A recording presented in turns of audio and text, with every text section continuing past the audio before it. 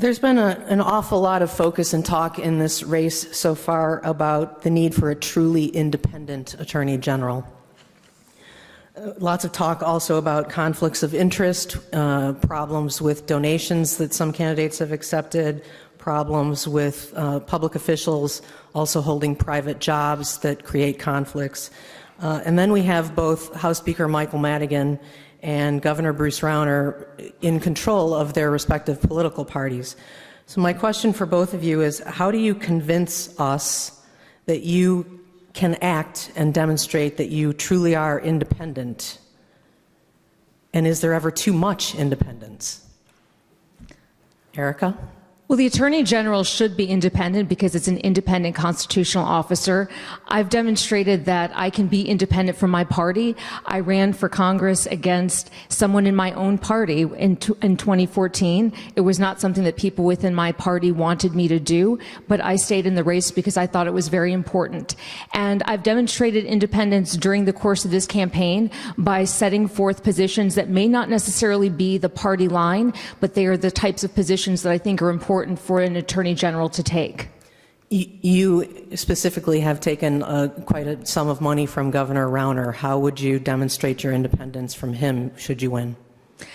I've been able to take contributions from a wide variety of sources, but I can speak to specifically in this race. I've already demonstrated independence by opposing his actions on HB 40. I have a different position with him with respect to legalizing marijuana. I will exercise independent judgment, and no political contribution would change that. Mr. Grasso? I am certainly the independent candidate. As you well know, the governor is funding my opponent. The governor handpicked my opponent. And does not want me in the race. And the governor just gave my opponent $300,000 for the last 2 weeks of the election because this election is neck and neck. I am independent. The important thing here about the Attorney General is that it is independent of the governor. In the federal system, it's not. But here, I have demonstrated my independence in running for this office. You look at my track record as mayor in Burr Ridge and in DuPage County on the board and 911, and I've always led by example. To be fair, my opponent did seek the support of the governor and the party earlier, and they thought that I would be the superior candidate with respect to vision and electability. Well, are we going to have a give and take here? Because I can answer that if you want. Go ahead. Okay. She was handpicked for the optics of this office and electability, really, electability. I have experience for 40 years as a litigator.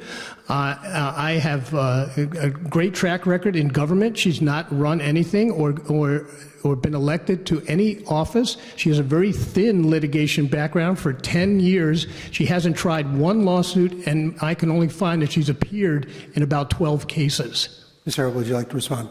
I would. I think the notion of describing my qualifications as optics is offensive. I think the accusation that you're making speaks for itself, and I reject it. Every newspaper that has interviewed us side by side and evaluated our credentials, our qualifications, our electability, and our visions has picked me. And every single organization that has evaluated us side by side, they have evaluated me, they've evaluated you, and they have picked me. Those are organizations that have supported the governor and organizations that have supported Jeannie Ives. You've not been endorsed by a single newspaper. You've not been endorsed by a single Republican organization that has evaluated us. We're going to move on now. That's the one topic that is currently on the agenda for the Attorney General's office, but it would provide an opportunity for either of you if you were elected, is police reform. We know that since the Laquan McDonald video was released, Chicago police have been under great scrutiny. They have, to their credit, made some changes and some reforms, but there is still the question of the consent decree. Do either of you feel there needs to be a consent decree? And if not, what would you do as Attorney General to bring about reform in the Chicago Police Department, where many people believe a lot is still needed? I believe, Mr. Grasso, we're starting with you. Thank you.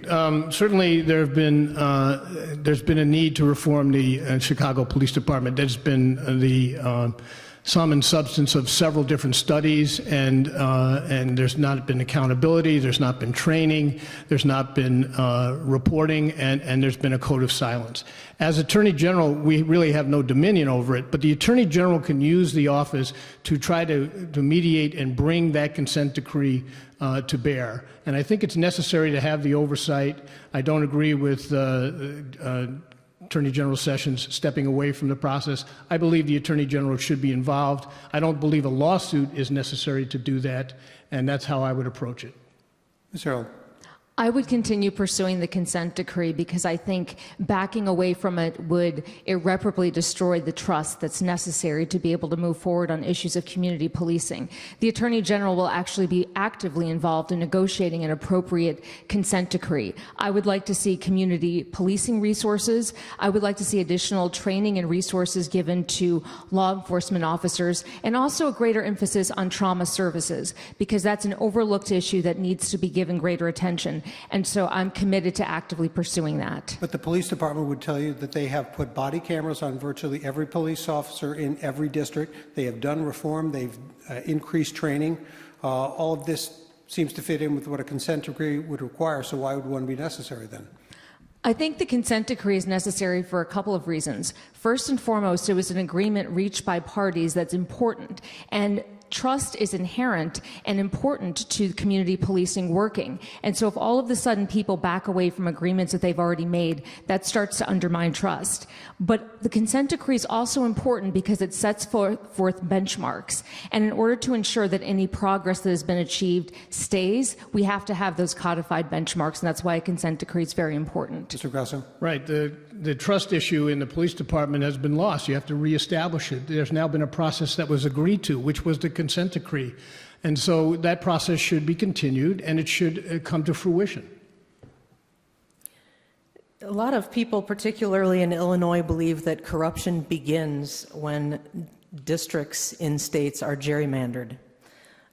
What exactly are each of you willing to do to get involved in that battle, and what will you do to improve the way we draw our legislative districts as Attorney General? Starts. Erica, Harold's turn, I believe. I believe very strongly that we need to get rid of gerrymandering, and it's important that the voters have the ability to have fair maps, have term limits. Right now, the Attorney General is sort of constrained by jurisdictional issues, and there's nothing that an Attorney General can unilaterally do. But the Attorney General can talk about the importance of people's voice having a real impact in democracy. And to the extent there became equal protection issues, there might be an opportunity for an Attorney General to bring an equal protection claim. Gerrymandering, of course, is wrong by definition. The Attorney General doesn't have much power, but one thing the Attorney General has is the bully pulpit. When you look at the job of Attorney General, I use the acronym ALL, A-L-L. It's to advocate, it's to suggest remedial legislation, and it's to be the chief litigator. But here you advocate. What I think is going to have to happen eventually is a constitutional convention. We're going to need that to change the Constitution and address a number of things, which includes term limits. Term limits go hand in hand with gerrymandering, very much needed. The public wants term limits. Michael Madigan used all of his power and his legal skills and his legal team to stop it. It's wrong. We need to address both of those issues together.